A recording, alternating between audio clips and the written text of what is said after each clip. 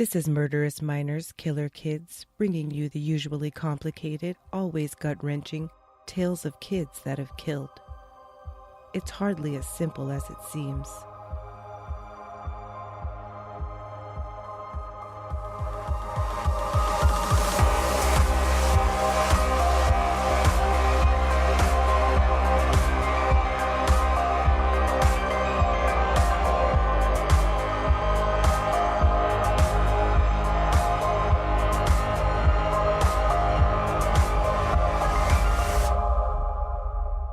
Episode 29, A Night Amongst Many Nights. For almost the entirety of 1987, Ypsilanti, Michigan had only 7 homicides. But late on December 29th and then early on December 30th, 2 consecutive murders brought that total quickly to 9. That night wasn't a night in particular, it's just a night amongst many nights of being in a heavy drug-infested area. Where a lot of criminal elements take place. One day, there was a huge shootout where I was involved in, and an innocent bystander was killed. And he was murdered by a gun in which I was shooting. By the time I turned 17, I went through my trial, been found guilty by a jury, and sentenced by a judge to natural life in prison without the possibility of parole. And, I seen it all in the streets, from getting with this family and going out with them, prostitution and people getting shot, people, using dope with needles, the fights, the stealing. I seen it all. People stabbing each other. Everything. And, being in the streets, you tend to think that that's just the norm. Being in another town, being in another city and selling dope, the same elements existed. It was no different. And so you just got into that. You just, you find your way. Where most people looking on the outside would be like, that's not normal. But it is normal. What city did you move up to? So I went from Detroit, Michigan to Ann Arbor and Ypsilanti, Michigan. Okay. Trafficking drugs, cocaine. Selling it, distributing it, making money for the family. As a result, there was a rivalry between drug dealers from that town that didn't want drug dealers from another town to come into their territory. So that involved, fights here and there and shootouts. One day, there was a huge shootout where I was involved in, and an innocent bystander was killed. And he was murdered by a gun in which I was shooting. In 1987, 16-year-old Antonio Espree killed 23-year-old Emmanuel Billups and received a natural life sentence in prison. This is his story. I remember growing up in a household where it was me and my older brother, my mother.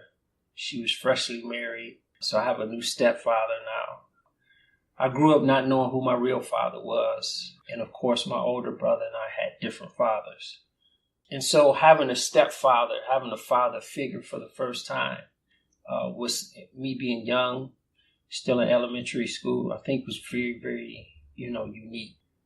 In a sense of going from living with my grandmother and it being my mother, my older brother, and it was just us as a family, to now a man that I can call my father is now heading the household that I'm living in. I remember growing up, and it was filled with a lot of family fun and adventure, where we would sit down and watch movies together as a family. Of course, we would eat dinner together, breakfast and lunch when we could. We would sit on the porch together and just, enjoy the family unit being together. We would also enjoy barbecues together as a family, going to the park together, going to the movies together. And this is even after your stepfather entered the picture? This was the life of my stepfather. And so prior to then, living with my grandmother and my mother at my grandmother's house and my older brother, we just, spent grandmother time, which was watching The Price is Right. So now I'm having my real experience of having a father figure inside of the household and someone I can look to as a father. For a couple of years, my mother was made to be a stay-at-home mom, took care of me and my older brother, things around the home, cooked the meals, cleaned, and that was pretty much it while my stepfather went to work. He worked at, during that time, Ford Motor Company glass plant. They paid, very, very well their workers, and so this was a time in which that could be done. The neighborhood I grew up in was a sort of middle-class neighborhood. Growing up was beautiful. Just like what you would see in a movie where they have different chapters, chapter 1, chapter 2, side 1, side 2. That's what actually was the reality of me coming home early from elementary school, finding my stepfather in the house snorting heroin off an LP cover.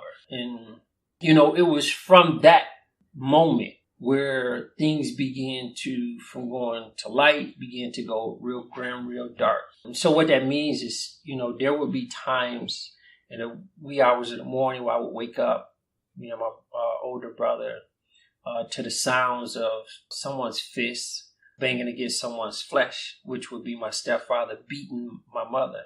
And the sounds of hearing her grasp for air because she's being choked. Not understanding this as a little boy, my older brother, like 10 years older than me, pretty much could understand, but him explaining that to me, it was just probably that era of time, and just, the ignorance surrounding it wouldn't have afforded him to be able to do it. So later in the morning, I would come downstairs to my mother, whom I was used to seeing with this light on her face, this glow. This big old smile, to now someone with a thick robe on, dark shades on, the robe or a towel would be covering her neck. The robe collar or a towel around her neck is for, marks, hand marks or scratches that's left on her neck, and any other bruises. So my mom, of course, I look just like her, very light skinned. And so you can easily see marks or bruises on her. So for her to cover it up, and just the shadow look over her face, which was, very gloomy. How many years was it from when she married this guy to when you realized he was an addict? I would say about 3 years. So his heroin addiction, it just developed over time? Like, do you think he was an addict when she married him? Okay, so what I later learned was that he had went to a party with one of his friends, and this was something they was doing. They were, trying out. And so someone, wherever at party he attended, one of his friends introduced him to it. He tried it, and I think that's where his addiction, developed and came along.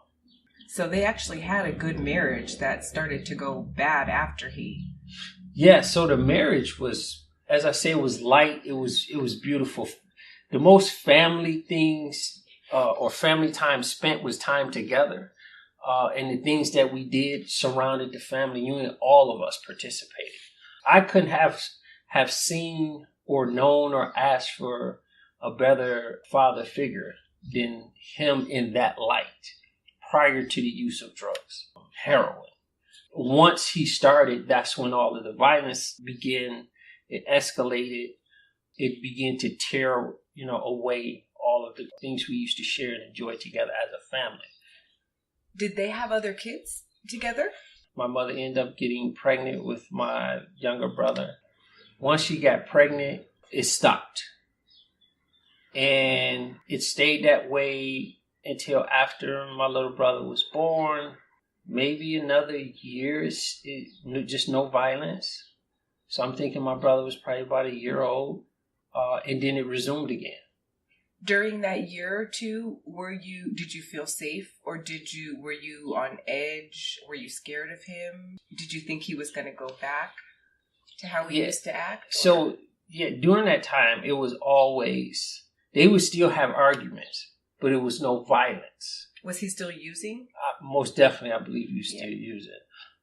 I was scared of him. I always looked at him from that period of when I first heard him abusing my mother, all the way up until even after my little brother was born. I looked for him to continue his ways and to be a violent man.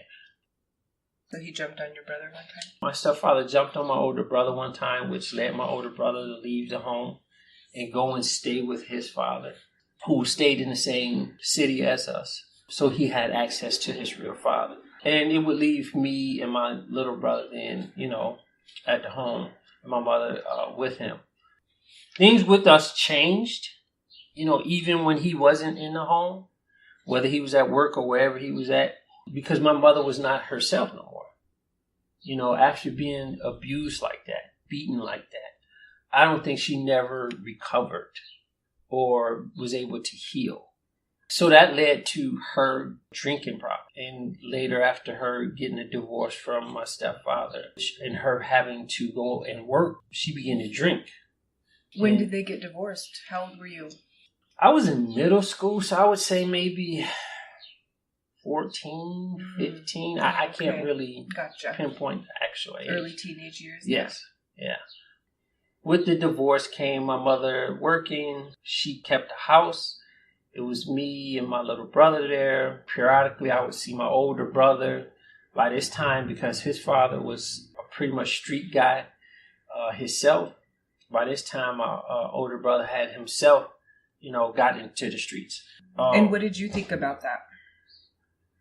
Well, as a teenager, I was just happy to see my brother when I did see him. Not having him around or understanding what he was doing or into, I couldn't at that age. And of course I would miss him, but I didn't understand how to even communicate that. Yeah, because you didn't grow up in that kind of environment. Yeah. Yeah. So, and a lot of the dysfunctions had already begun to set in the family. So communication, I never was sat down by my mother and told, hey, listen, your stepfather is very abusive. He beats me. And I was never told that by my mother. So I never understood that. It wasn't until I went to prison and began to learn to understand through education and other stuff what that is, what it means, and what it does to what a it family. does. So in school, how it affected me is I was distant, from my teacher and classmates, and so I didn't participate. Wasn't doing homework. I myself started, hanging around young guys who I would later run with in the streets. Young guys that skip class, some even skip school, just involved in everything that was rebellious. And so from school to being on the streets, that's what I would begin to do, just hang out and do what they did. So growing up, not having how it affected me, I didn't have an image of what it was to be a young man, to be responsible or accountable. I mean, everything was just broken. So whatever I experienced, as I experienced this for how long I experienced it, I never had a chance to talk about it. Being young, you just mimicking behavior, and that's what I did a lot of. But I gravitated towards the guys more so who was rebellious versus guys, of my age who were responsible or accountable. So there would be times that my mother would just argue at me from being drunk. Sometimes she would hit me, sometimes she wouldn't. My mother eventually, when the alcohol became numb to her, began to take prescription drugs. So the mixture of both would just have her gone. There was a time in which she was so high, so and drunk, she put me out the house. And so, in the neighborhood, people they just know your business. And they tend to talk to you depending on who they are. So in my neighborhood, I had two different families, who had talked to me and told me, hey, listen, we know what's going on in your house. We know your mother drink. We know your father used to, hit her and this, that, and that. If you ever need anything, come to us. So there's two different families in the neighborhood down the street from me that offered that to me, that love, that attention, that affection, the things that was no longer getting inside of the household. I ended up going to one of the families and being taken in by one of the families. How old were you then? I think I was like 15. These were the episodes happened when I was 15. And so taking in meaning, spending the night, spending the day. Because at home, there was times when there was food in the refrigerator but no heat. Or there would be heat and no food in the refrigerator. There would be times there'd be no hot water. You had all these things. And being a young kid, if you're hungry or if you go, you know, I'm not finna stay in here. And so